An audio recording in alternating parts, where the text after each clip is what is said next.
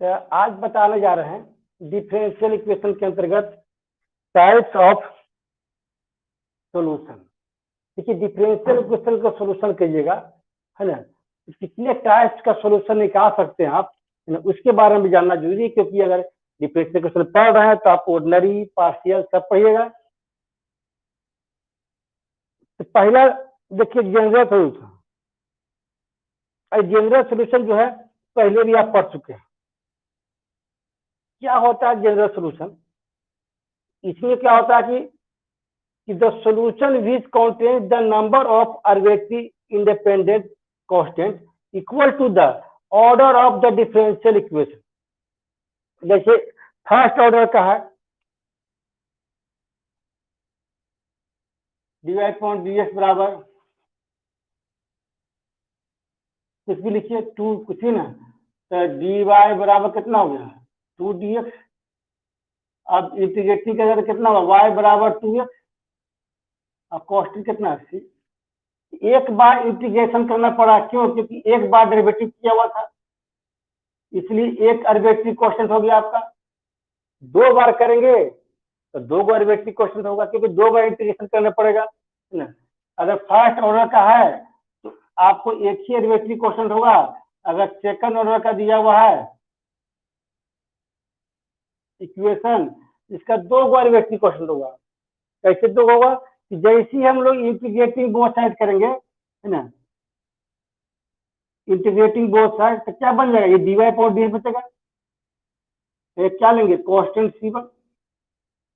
ध्यान दीजिएगा, जैसे d upon dx dy upon dx लिख सकते हैं कितना, सेकंड ऑर्डर को इतना बराबर इतना लिख सकते हैं। अगर इसका इंटीग्रेशन पूछे आपको तो d के अंतर्गत जो भी रहता दिया हुआ उसी को बोलते हैं एंटी डेरिवेटिव। क्या बोलते हैं वो, एंटी डेरिवेटिव। और anti derivative is called integration.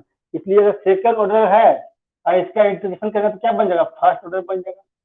First order है और इसको इंटीग्रेट क्या बन जाएगा, एक फंक्शन तैयार हो जाएगा मेरा। कितना हुआ c1 हुआ, तो dy बराबर कितना c1 dx। अब फिर इंटीग्रेशन करेंगे इसको तो क्या बनेगा, y बराबर c1 x प्लस कांस्टेंट देना पड़ता है c2 आर्बिट्रेरी कांस्टेंट। में दो बार इंटीग्रेशन कब करना पड़ता है, जब सेकंड ऑर्डर हो। सेकंड ऑर्डर हो तो दो बार आर्बिट्रेरी कांस्टेंट होगा। फर्स्ट ऑर्डर है एक ही तो आर्बिट्रेरी कांस्टेंट होगा। थ्री ऑर्डर है तो तीन गो आर्बिट्रेरी कांस्टेंट होगा। इसी को बोलेंगे हम लोग जनरल सॉल्यूशन। क्या बोलते हैं हम लोग, जनरल सॉल्यूशन। जनरल सॉल्यूशन में क्या हुआ कि जितना ऑर्डर का इक्वेशन दिया हुआ है उतना ही आर्बिट्रेरी कांस्टेंट होना चाहिए। अगर उससे ज्यादा हो जाता है आपको वो जनरल सॉल्यूशन यहाँ के डिफिनेशन के अनुसार नहीं चलाता है। तो अब हम पढ़ेंगे टाइप्स इसका कि कैसे कैसे होता है, एक एक करके पढ़ेंगे हम लोग। जनरल सॉल्यूशन पढ़ते हैं पहले। तो जनरल सॉल्यूशन के अंतर्गत पहला टाइप है जनरल सॉल्यूशन। जब एग्जांपल देकर समझा रहे थे हम, जितना आर्बिट्रेरी कांस्टेंट रहेगा, है ना, यानी कि उतना ऑर्डर का है। यानी कि फर्स्ट ऑर्डर का है तो एक आर्बिट्रेरी कांस्टेंट होगा, सेकंड ऑर्डर का है तो दो होगा। यानी क्या लिखेंगे, the solution which contain the number of arbitrary constant. क्या होता है,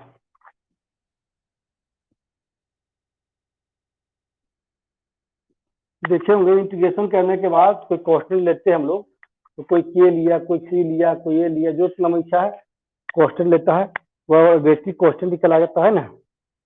the number of arbitrary constant या आर्बिट्रेरी इंडिपेंडेंट कांस्टेंट बोल सकते हैं अपने आप में ना, इंडिपेंडेंट कांस्टेंट। इंडिपेंडेंट कांस्टेंट में होता है कि कांस्टेंट के अंतर्गत जो भी लिए सी, तो सी किसी का फंक्शन नहीं होता है ना, यहाँ पर केवल सी होता है तो क्या होता है, कांस्टेंट कहलाता है। आर्बिट्रेरी इंडिपेंडेंट कांस्टेंट या आर्बिट्रेरी कांस्टेंट भी लिख सकते हैं, कोई दिक्कत नहीं है। Equal to the order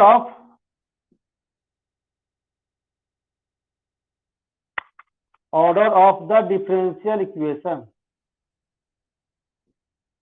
differential order कल पढ़ चुके थे, डिफरेंशियल इक्वेशन का ऑर्डर क्या होता है? So is called general solution.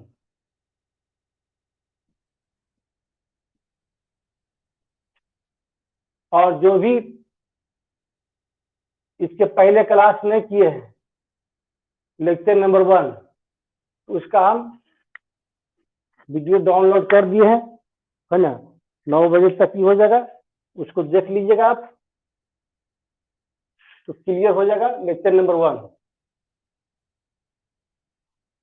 तो पहला टॉप क्या पड़ा जनरल सॉल्यूशन में? The solution which contain the number of arbitrary constant या number of arbitrary independent constant equal to the order of the differential equation. जितना डिफरेंशियल इक्वेशन का order होगा उतना ही कांस्टेंट होना चाहिए, उसी को बोलेंगे हम लोग जनरल सॉल्यूशन। या इसको हम लोग कंप्लीट सॉल्यूशन भी बोल सकते हैं, कंप्लीट सॉल्यूशन के नाम से भी जानते हैं।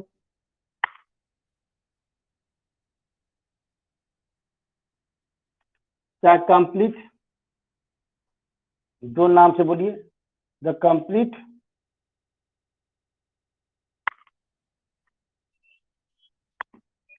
प्रिमिटिव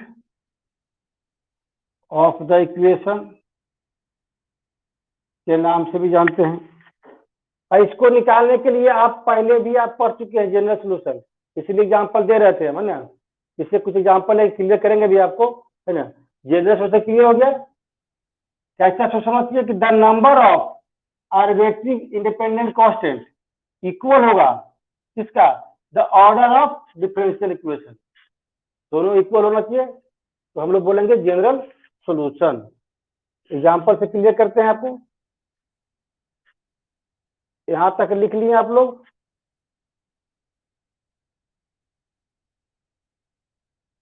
हम रिपीट भी कर दिए, आप लोग समझ गए होंगे। नहीं समझ आए तो पूछ सकते हैं।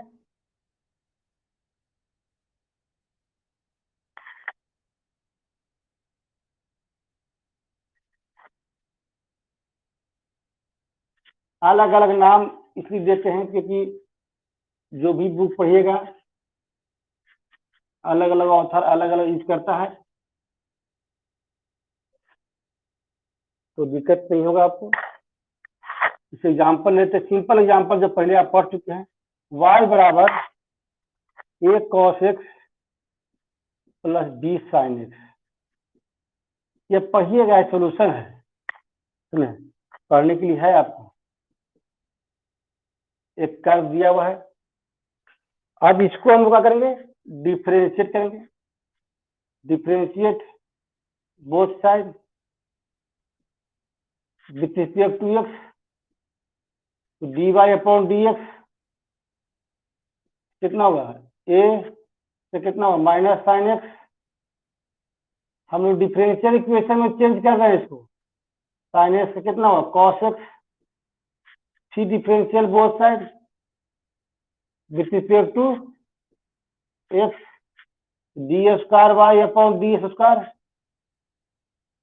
कितना होगा? माइनस ए साइन एक्स कितना होगा? Cos x. कॉस क्या होगा? Minus sine. अब इसमें माइनस कॉमन लेंगे, a cos x plus b sine x. अब इसका वैल्यू दिया हुआ कितना? वाई, किससे? फ्रॉम 1 से रख दिए, यानी d square y upon d square plus y equal to 0। यह क्या कहलाया? Differential equation. ये क्या कहलाया? Differential equation. This is required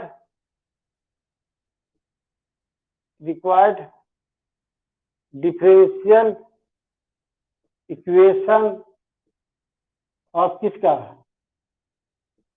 1। ये जो 2 है क्या है डिफरेंशियल इक्वेशन है किसका 1 का। अब ध्यान दीजिए कि ऑर्डर कितना है ऑर्डर 2 है। ऑर्डर 2 है डिफरेंशियल इक्वेशन का तो कॉस्ट कितना था ए और बी यहाँ पर आर्बिट्रेरी कांस्टेंट था है ना। तो हम बोल सकते हैं कि दस y बराबर a cos x plus b sin x be the general solution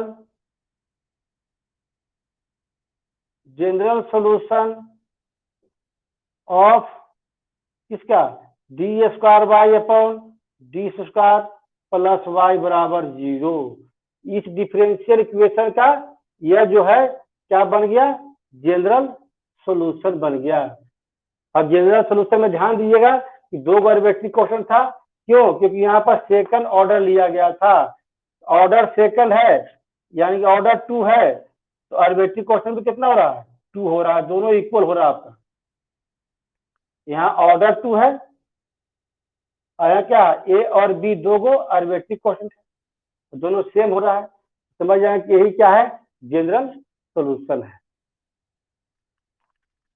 ऐसा क्वेश्चन आपको आएगा हम लोग पढ़ेंगे है ना तो उसका सॉल्यूशन निकालेंगे तो देखिएगा कि आपका यही आएगा सेम टू सेम।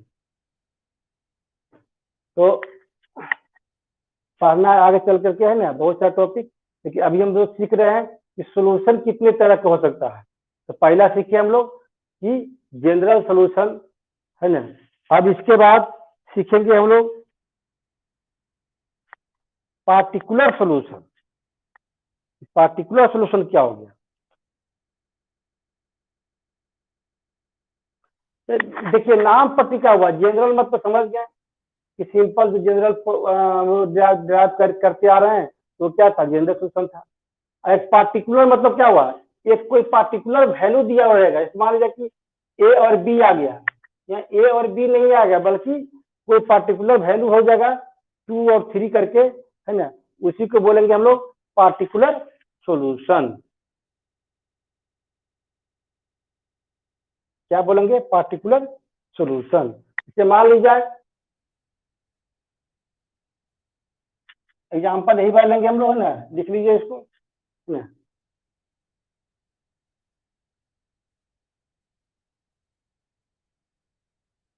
यहाँ तक की कोई डाउट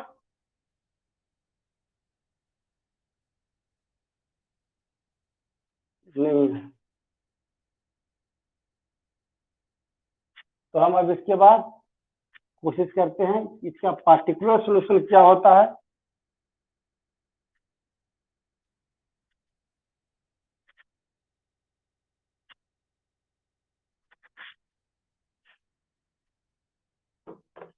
तो जनरल सॉल्यूशन के जगह पर कोई पार्टिकुलर वैल्यू आ जाए कोई भी कंडीशन दिया हुआ रहेगा कंडीशन के माध्यम से कोई पार्टिकुलर वैल्यू आ जाए उसी को बोलेंगे पार्टिकुलर सॉल्यूशन। दूसरा number particular solution the solution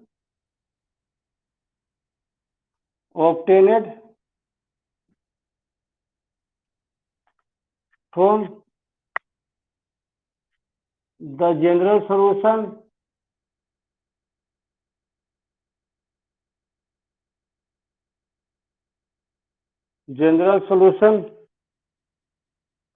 by particular value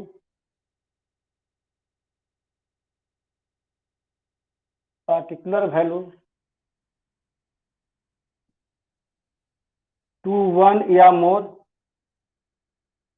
एक या एक से अधिक पार्टिकुलर वैल्यू हो सकता है of the arbitrary constant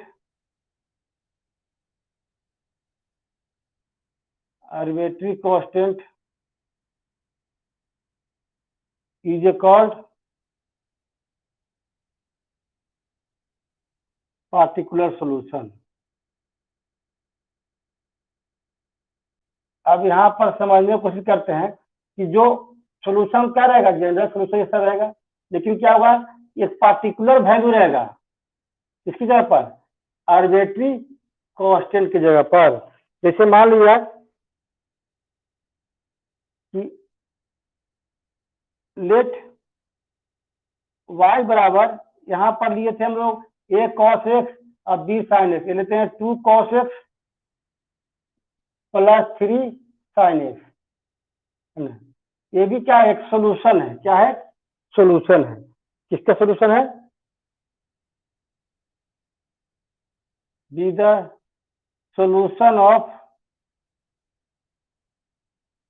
D square y upon d square plus y बराबर 0। अब इसी को सोल्व कीजिएगा, है ना, तो ये आ सकता है।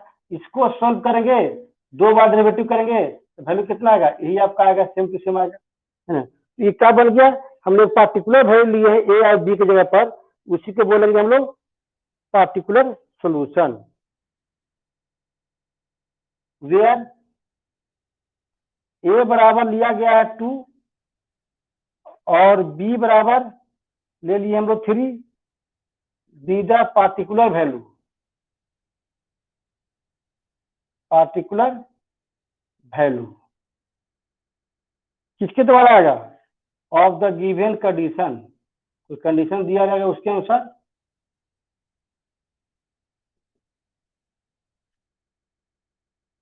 तो उसी को बोलेंगे हम लोग पार्टिकुलर सोल्यूशन।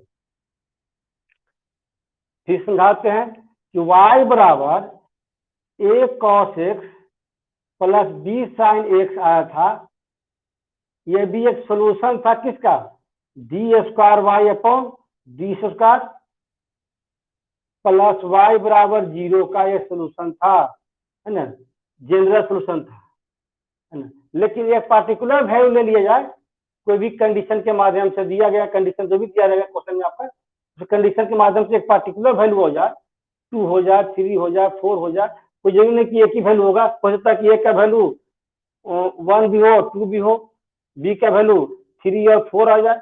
इस तरह से 2 वैल्यू आता है तो 2 को पार्टिकुलर सोल्यूशन बन जाएगा, 3 वैल्यू आएगा तो 3 को पार्टिकुलर सोल्यूशन बनेगा। लेकिन कोई ना कोई पार्टिकुलर वैल्यू होगा, यानी कि यहाँ पर पार्टिकुलर वैल्यू नहीं है क्योंकि कैलकुलेटिव कांस्टेंट है, लेकिन यहाँ भी एक कांस्टेंट है, लेकिन क्या है, ए के बदले में 2 पार्टिकुलर वैल्यू लिया गया है, बी के बदले में 3 लिया गया है। तो यहाँ पर सपोज करके समझा दिए हैं, केवल समझने के लिए 2 ले लिए, 3 ले लिए। आप इसकी जब कोई भी अंक लेके देखिएगा सेम वैल्यू आएगा, कोई दिक्कत नहीं है। तो कोई भी आर्बिट्री कांस्टेंट आएगा, आपको उसके जगह पर एक पार्टिकुलर वैल्यू ले लेते हैं, आर्बिट्री कांस्टेंट जगह पर दिया गया कंडीशन के माध्यम से, उसी को बोलेंगे हम लोग पार्टिकुलर सॉल्यूशन। जनरल सॉल्यूशन की जैसा था आपका, बोला भी गया the solution obtained from the general solution, पहले क्या निकालेंगे, जनरल सॉल्यूशन निकालेंगे, तब उसका पार्टिकुलर वैल्यू निकालेंगे दिया गया कंडीशन के माध्यम से, वो जो क्वेश्चन में दिया रहेगा।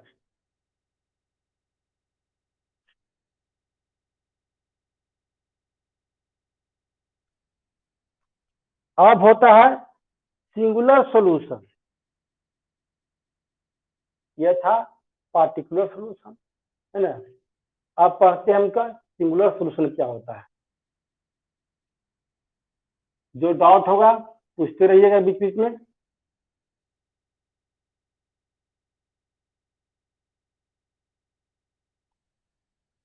ताकि आपका क्लियर करते रहेंगे।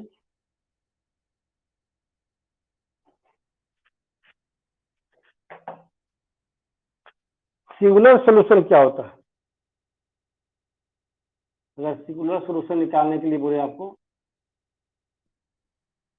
यह क्या होता है सिंगुलर सॉल्यूशन, नाम ही इसका है सिंगुलर सॉल्यूशन, ऐसा सॉल्यूशन इसमें कोई भी आर्बिट्री कांस्टेंट नहीं रहेगा, है ना, वो क्या कहलाएगा, सिंगुलर सॉल्यूशन कहलाता है। The solution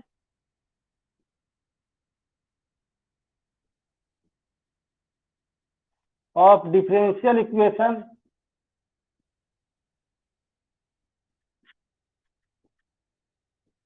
solution of differential equation which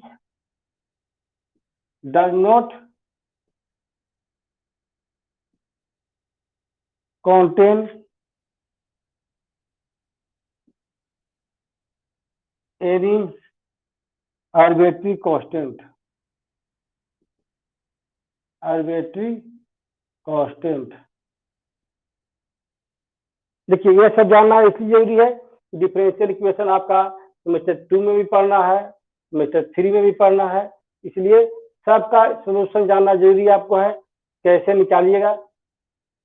तो जो जनरल सिंगुलर सोल्यूशन होगा, कहता है the solution of differential equation which does not contain any arbitrary constant is called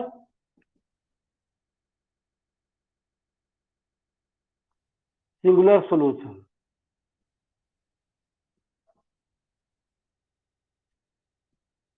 जैसे हम लोग पढ़ेंगे उससे मैं डिटेल में पढ़ेंगे इसका सोल्यूशन निकालने के लिए। उसे y बराबर दिया हुआ है P x plus A by P. P क्या है, यहाँ p का मान जो है dy अपॉन डी एक्स लिया गया है। अब फर्स्ट ऑर्डर तो है यहाँ पर, लेकिन ए वो क्या है, कांस्टेंट दिया हुआ है।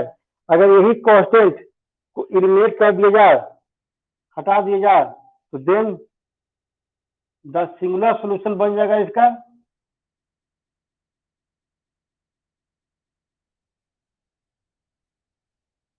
इज वाई स्क्वायर बराबर 4ax, वाई स्क्वायर बराबर 4ax। ये कहाँ से आया, कैसे आया, उस समय जानेंगे जिस समय इसको पढ़ेंगे, है ना, पढ़ना है आपको, तो उसमें जान जाएंगे कि ये सिंगुलर सोल्यूशन है। लेकिन अभी जान लीजिए कि सिंगुलर सोल्यूशन कहते हैं किसको, केवल उसको कहते हैं जिसमें कोई भी आर्बिट्री कांस्टेंट नहीं रहता। जैसे पहले से था ये यहाँ पर है, लेकिन इसको सोल्व करने के बाद कहीं पर भी आपको कोई कांस्टेंट यहाँ पर एक्स्ट्रा नहीं लगा है ना, यानी क्या बन गया, क्या कि कोई ना कोई तो कांस्टेंट होगा सोल्व करने के बाद, dy अपॉन dx के रूप में है, तो सोल्व किएगा कांस्टेंट तो b आएगा या तो c आएगा, कोई ना कोई तो कांस्टेंट आएगा। लेकिन यहाँ पर कोई कांस्टेंट नहीं आएगा, समझ जाए कि ये क्या है, सिंगुलर सोल्यूशन है। और सिंगुलर सोल्यूशन में ध्यान दीजिएगा कि अगर जनरल सोल्यूशन निकालेंगे पहले, तो जनरल सोल्यूशन निकालेंगे, जनरल सोल्यूशन निकल गया तब उसके बाद में हम लोग सिंगुलर सोल्यूशन निकाल सकते हैं। जनरल सोल्यूशन पहले निकलता है, उसके बाद क्या निकलता है, सिंगुलर सोल्यूशन उसका। ये चीज को ध्यान देना है, क्योंकि जनरल में क्या आएगा, कोई ना कोई आर्बिट्री कांस्टेंट आएगा, उसको इलिमिनेट कर देंगे यानी हटा देंगे, तो क्या बन जाएगा, वो सिंगुलर सोल्यूशन बन गया। यानी इसका कोई ना कोई जनरल सोल्यूशन होगा। मान लिया कि इसका जनरल सोल्यूशन कितना है, y बराबर सी एक्स प्लस ए बाई सी, इसका क्या है, जनरल सोल्यूशन मान लीजिए। अब इसका ये जनरल सोल्यूशन है और सी क्या है, यहाँ पर आर्बिट्री कांस्टेंट है, तो सी क्या किया गया, यहाँ से हटा दिया गया, मूव कर दिया गया, है ना। जैसे इलिमिनेट कर दिया सी को, क्या बन गया, वाई उसका बराबर 4ax के रूप में आ जाएगा। इसी को बोलेंगे हम लोग सिंगुलर सोल्यूशन। केवल यह रखना है कि इसका सिंगुलर सोल्यूशन यह होगा।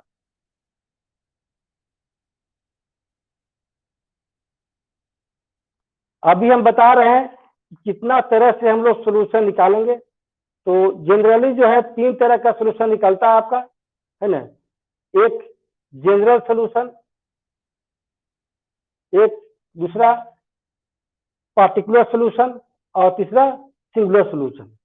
अब क्या होता है कि डिफरेंशियल इक्वेशन का भी आपको दो पार्ट यहाँ दिखाया गया था पहले।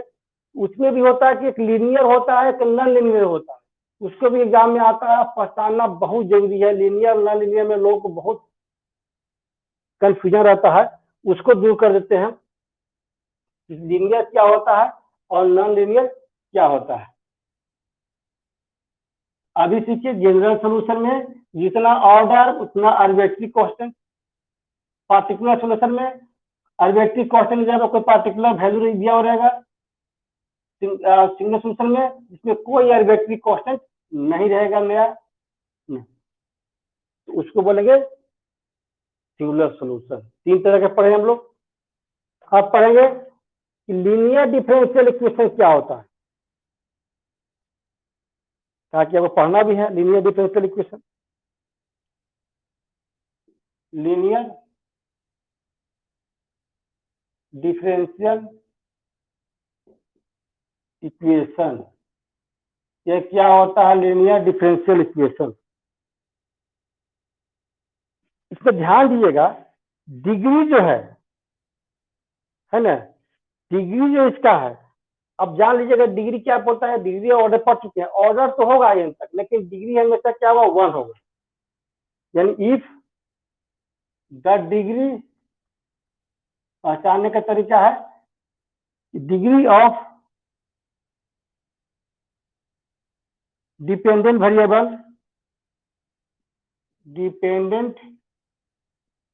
वेरिएबल, अब डिपेंडेंट क्या होता है बता चुके हैं ना, dependent variable and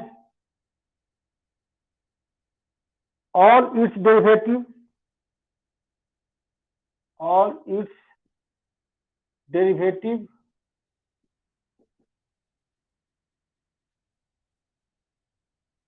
derivatives each one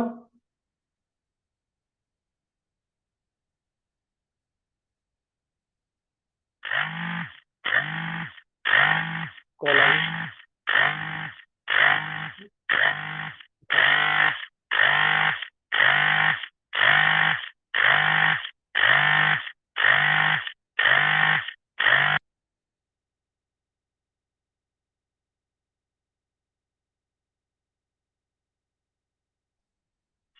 तो कहता है कि if the degree of the dependent variable, से मान लिया कि d y upon d s लिखे, तो d y upon d s में वाई क्या है, डिपेंडेंट है, क्या है, डिपेंडेंट है, इसका डिग्री क्या हुआ, है ना, और इसका डेरिवेटिव का डिग्री क्या होना चाहिए, 1। यानी कि d y upon d x और वाई दोनों का डिग्री क्या होना चाहिए, 1 होना चाहिए, वाई और इसका डेरिवेटिव, है ना, दोनों का डिग्री क्या होना चाहिए, 1 होना चाहिए। एंड एक कंडीशन और होनी चाहिए कि दे दोनों का मल्टीप्लाई नहीं होना चाहिए, note occur together with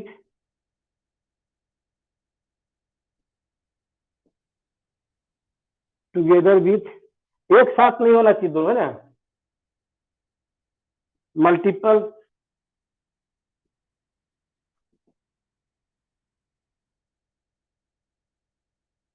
operation. जब ऐसा हो जाए are called linear differential equation. देखिए याद ध्यान दीजिएगा, y यहाँ पर डिपेंडेंट वेरिएबल है और इसका डेरिवेटिव क्या है, d y upon d x है। तो क्या बोला है कि the degree of dependent variable and all its derivative is 1।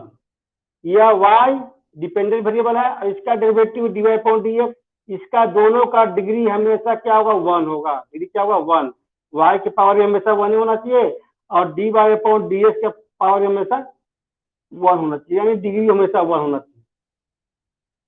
और ठीक क्या बोला है, and they not occur together with multiple operation, यानी कि दोनों एक साथ y और d y upon d x एक साथ मल्टीप्लाई नहीं होना चाहिए। 3 कंडीशन यहाँ पर है। तो हम लोग समझेंगे कि यह लीनियर डिफरेंशियल इक्वेशन है। फिर रिपीट कर दे, dependent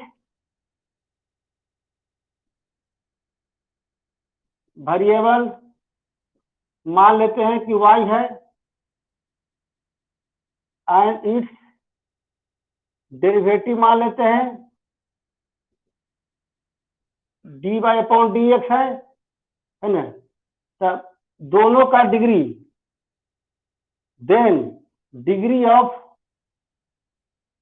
y and d y upon d x का होना चाहिए, 1 होना चाहिए। अगेन फिर इसके साथ आप क्या बोला है कि दोनों मल्टीप्लाई नहीं होना चाहिए, y और d y upon d x एक साथ नहीं होना चाहिए, है ना। अगर ये सब फॉलो करता है तब हम लोग बोल सकते हैं लीनियर डिफरेंशियल इक्वेशन। बहुत जगह आपको क्या मिलेगा, सिर्फ ये मिलेगा कि डिग्री 1 हो तो हम बोल देंगे लीनियर डिफरेंशियल इक्वेशन। अब लीनियर मतलब तो होता ही है डिग्री 1, लेकिन डिफरेंशियल इक्वेशन में यहाँ 3 कंडीशन फॉलो करना चाहिए, तब हम समझेंगे, है ना, कि जो डिग्री यह क्या है, लीनियर डिफरेंशियल इक्वेशन है। याद रखिएगा, लीनियर लग गया इसका मतलब यह नहीं कि केवल डिग्री 1 हो गया तो लीनियर हो गया।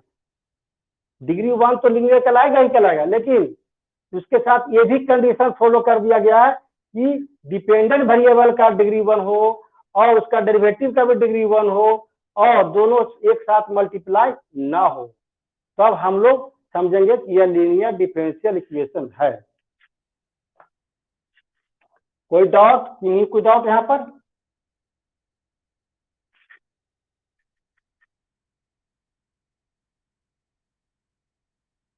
मॉर्निंग।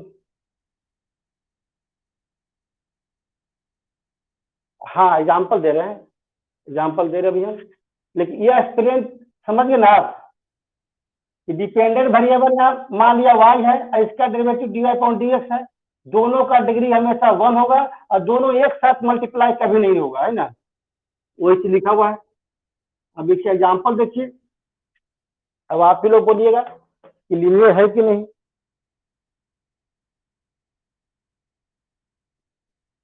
एग्जाम्पल 1,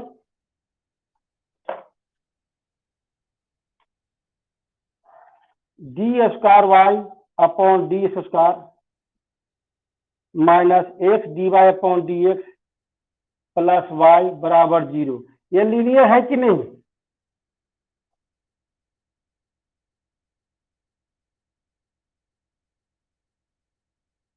ध्यान दीजिएगा कि यहाँ ऑर्डर 2 है, लेकिन डिग्री क्या है इसका? 1 है। डिग्री क्या है? 1 है, डिग्री 1 है। और y क्या है? डिपेंडेंट वेरिएबल है, तो y यहाँ पर दिया हुआ है, y का भी डिग्री क्या है? 1 है। तो डिपेंडेंट वेरिएबल और उसका डेरिवेटिव का डिग्री क्या है? 1। ये तो फॉलो कर गया आपका। फिर बोलता है कि दोनों एक साथ मल्टीप्लाई नहीं होगा, y और dy/dx, तो कहीं y और dy/dx मल्टीप्लाई है? नहीं है, यानी यह क्या है? लीनियर डिफरेंशियल इक्वेशन है। दूसरा नंबर देखिए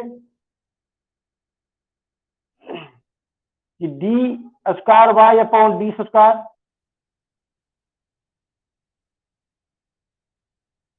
प्लस y dy/dx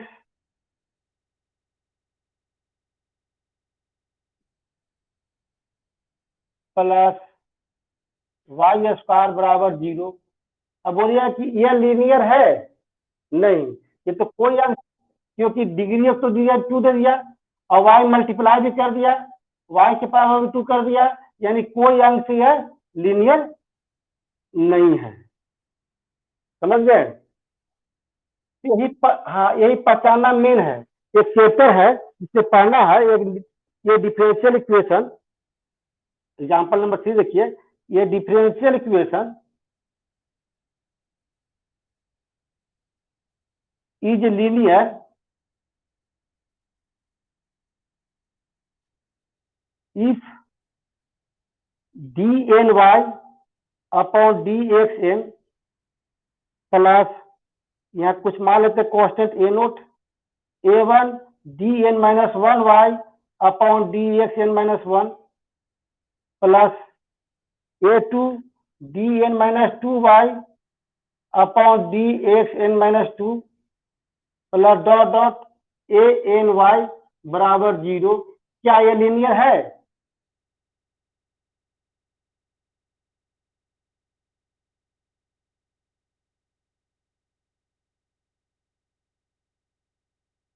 लीनियर है।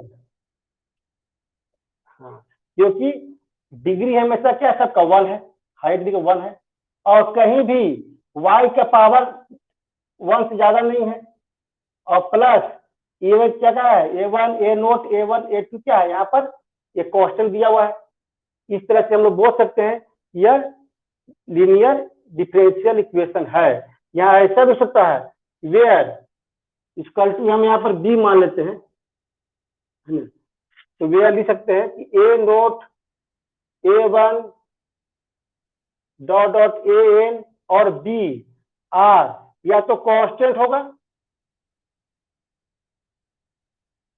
या function of x, function of x, है ना, तब भी क्या होगा यार, लीनियर ही कहलाएगा, क्योंकि एक्स का फंक्शन एक्स मल्टीप्लाई में रहेगा तो कोई प्रॉब्लम नहीं है, एक्स के पावर कितना हो रहेगा उससे कोई प्रॉब्लम नहीं है, क्योंकि यहाँ वाई की वेक्टर बोला गया है, डिपेंडेंट वेरिएबल बोला गया है, डिपेंडेंट वेरिएबल का डिग्री वन होना चाहिए, और दिया गया उसका डेरिवेटिव का डिग्री वन होना चाहिए, और दोनों आपस में मल्टीप्लाई नहीं होना चाहिए।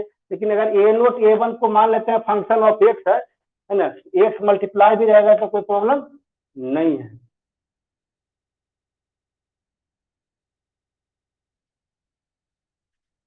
अब क्लियर हो गया आप लोग के, है ना, इसको लीनियर डिफरेंशियल इक्वेशन क्या हो गया, इसको बोल सकते हैं कि ऑर्डर कितना है इसका, ऑर्डर इसका एन है, लेकिन डिग्री हमेशा क्या है पर वन है। अब चलिए, ये तो लीनियर था, अब नॉन लीनियर क्या होगा, जो लीनियर नहीं है, तो बहुत लोग बोल देता है कि जो लीनियर नहीं है वो क्या नॉन लीनियर है, उसका भी तो कुछ डिफिनेशन होगा ना आपका, ऐसा तो बोल सकते हैं जो लीनियर नहीं है वह क्या है, नॉन लीनियर है, तो नॉन लीनियर का भी कोई अपना पार्टिकुलर कोई डिफिनेशन होगा इसका, वह देख लीजिए।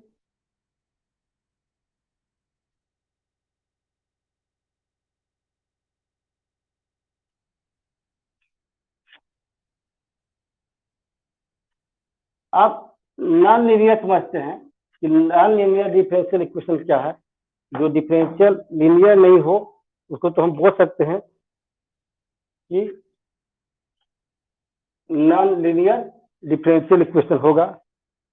उसको तो पहले लिख देंगे हम यहाँ पर कि ए differential equation which is not linear, जो लीनियर नहीं है उसको हम ए नॉन लीनियर बोल सकते हैं।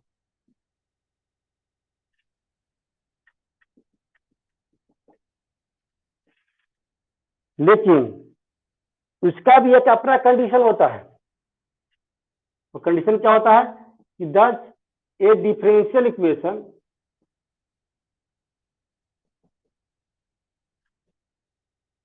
will be non-linear if and only if, पहला कंडीशन है कि डिग्री मोर देन वन होना चाहिए, इट्स डिग्री वहां वन था और यहाँ क्या होना चाहिए, डिग्री जो है more than one, more than one, one से ज्यादा होगा,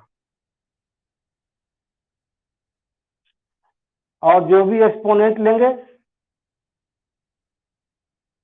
exponent of the dependent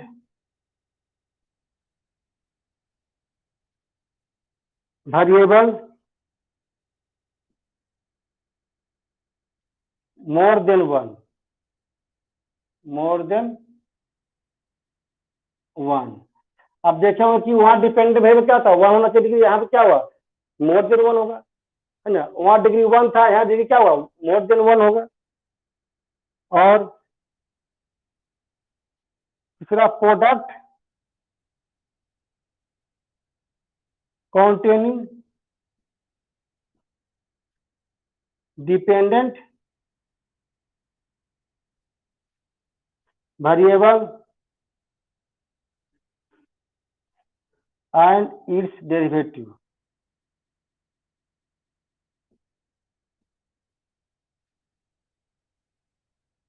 are present।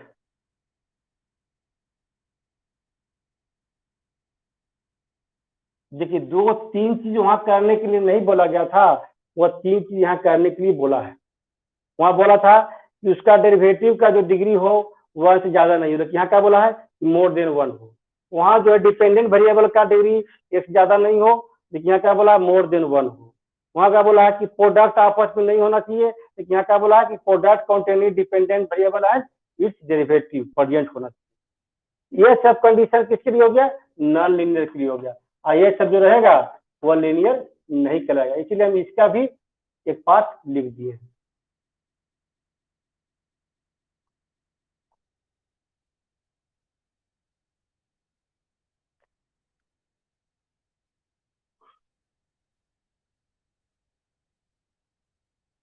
अब सिंपल एग्जांपल समझिए कि d y upon d s बराबर दिया हुआ है एक्स बटे वाई, है ना, इसको लिख सकते हम लोग y d y upon d x बराबर एक्स, ऐसे भी लिख सकते हैं, है ना। अब बताइए कि यह लीनियर है कि नॉन लीनियर है,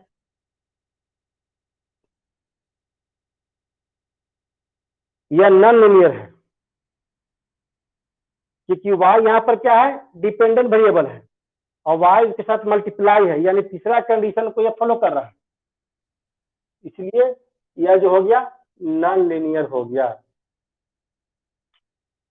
इस तरह से हम लोग लीनियर और नॉन लीनियर की पहचान करेंगे। और भी बहुत सारे एग्जांपल ले सकते हैं आप कि d y upon d x d square y upon d square plus x d y upon d x plus y square equal to 0।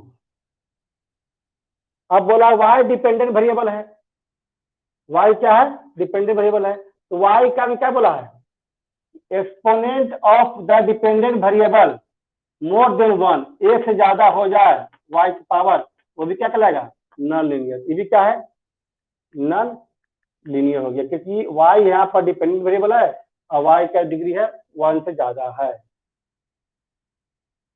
अब तीसरा एग्जांपल लीजिए, d square y upon d square under root बराबर y plus d y upon d x. अब इसका देखेंगे क्या linear है कि नॉन लीनियर है, तो पहले डिग्री देख लेते हैं, तो इसकी डिग्री के निकाल क्या करेंगे, स्क्वायर भी बोथ साइड करेंगे, तो d square y upon d square. अब जैसे यहाँ स्क्वायर कर देंगे y plus d y upon d x का होल स्क्वायर, है ना, तो क्या बन जाएगा, y square plus 2y d y upon d x और plus d y upon d x का होल स्क्वायर। इतना तैयार हो गया मेरा, कितना बराबर, d square y upon d square, एक पोलिनोमियल के रूप में ले आए हम लोग। अब देखेंगे ऑर्डर कितना है, 2, डिग्री कितना है, 1, डिग्री तो 1 है ना, लेकिन डिपेंडेंट वेरिएबल कितना है, y, तो y की पावर यहाँ क्या है, 2 आ गया, यानी कि ये भी क्या बन गया आपका, नॉन लीनियर बन गया। यानी कि तीनों में से कोई भी कंडीशन अगर फॉलो कर जाए, है ना, तो वह नॉन लीनियर डिफरेंशियल इक्वेशन कहलाएगा, है ना। और लीनियर डिफरेंशियल इक्वेशन में तीनों कंडीशन नहीं रहेगा आपका, इसलिए सीधा सीधा लोग इतना बोल देता है कि जो ऐसा डिफरेंशियल इक्वेशन जो लीनियर नहीं है वह नॉन लीनियर बोल सकते हैं, हाँ बोल सकते हैं, क्योंकि 3 कंडीशन उसका था, तीनों कंडीशन फॉलो कर रहा तो लीनियर, नहीं कर रहा तो नॉन लीनियर। इसमें तीनों कंडीशन उल्टा लिखा हुआ है, उसमें मोर देन केवल 1 बोला था, इसमें मोर देन 1, इसमें 1 बोला था, इसमें मोर देन 1, इसमें बोला था कि प्रोडक्ट नहीं होगा, इसमें क्या बोलता है, प्रोडक्ट होगा। तो अब आप लोग को कोई किसी तरह से लीनियर और नॉन लीनियर में कंफ्यूजन नहीं होना चाहिए, और किन्हीं कोई कंफ्यूजन है तो बोलिए, और एग्जांपल देते हैं, समझाते हैं आपको।